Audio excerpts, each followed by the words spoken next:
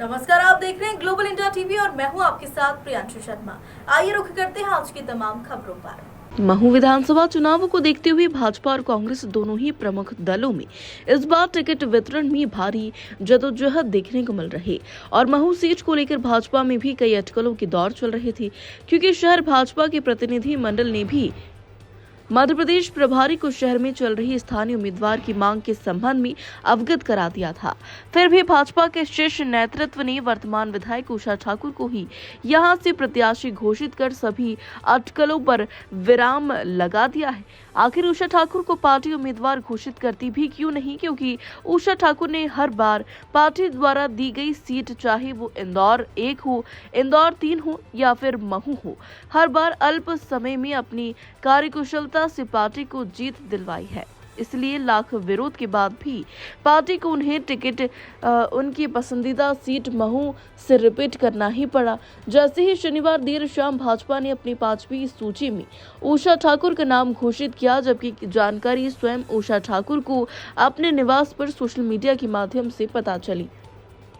वैसे ही तुरंत अगली सुबह उषा ठाकुर ने महू के ग्राम पिगडम्बर से अपनी संपर्क यात्रा की शुरुआत कर सबसे पहले वो स्थानीय आस्था के केंद्र प्राचीन कालिका माता मंदिर पर मत्था टेकने पहुंची, जहां तत्पश्चात मां अहिल्या प्रतिमा पर माल्यार्पण करा। उसके बाद संविधान निर्माता बाबा साहेब भीमराव अंबेडकर जन्मस्थली पहुंचकर बाबा साहेब को नमन कर तंटिया मामा स्मारक पातालपानी ग्राम बेका स्थित तंटिया मामा की नवनिर्वाचित मूर्ति पर माल्यार्पण किया। और इस दौरान चैनल से उनकी स्थानीय विरोध पर प्रश्न पूछने पर उन्होंने इसे केवल चुनावी समय पूर्व तक ही स्वीकार किया और कहा कि इतनी बड़ी पार्टी में यह एक स्वाभिमान प्रक्रिया है जो एक बार निर्णय हो जाने के बाद स्वतः ही दूर हो जाती है, और महू की जनता को पहले ही दिन यह एहसास कराए कि महू के पूजनीय महापुरुष और धरोहर उनके लिए सर्वोपरि है और महू की जनता के लिए वो कभी भी बाहरी प्रत्याशी नहीं है। यह उनके द्वारा उनके पिछले कार्यकाल में महू के सुदूर आदिवासी ग्रामीण क्षेत्रों में किए गए उनके विकास कार्य ही बयां करते हैं। महू से श्याम खाडेकर की रिपोर्ट। हाईकमान ने आपको टिकट दिया, वापस रिपीट किया है।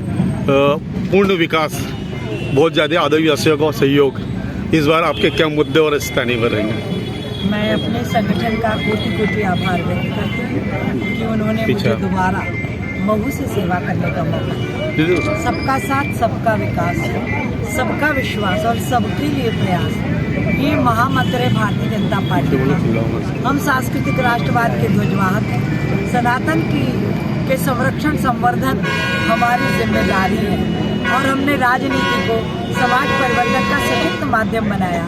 हमारे जननायक भैया शिवराज जी ने कम समय में जो कीर्तिमान समाज परिवर्तन के स्थापित किए, इन सब मुद्दों को लेकर हम जनता के बीच जाएंगे और मुझे भरोसा है उनका भरपूर आशीर्वाद भारतीय जनता पार्टी को प्राप्त होगा। दीदी, स्थायी प्रत्याशियों को लेकर अभी असमंजस की स्थिति बनी हुई है।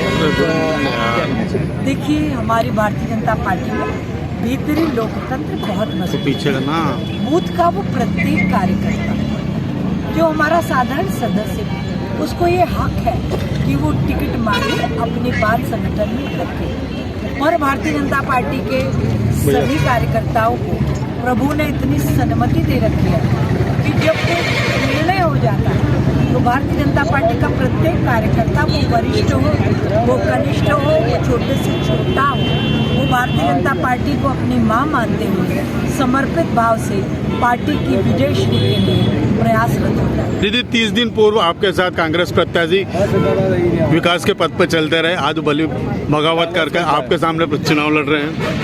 देखिए, मैं आपको स्पष्ट करना चाहती हूँ कि ये चुनाव दो व्यक्तियों के बीच का नहीं है, ये चुनाव दो विचारधाराओं के बीच का है। हम जिस विचारधारा के सेवक हैं, सांस्कृतिक राष्ट्रवाद की वो ध्वजवाहक है।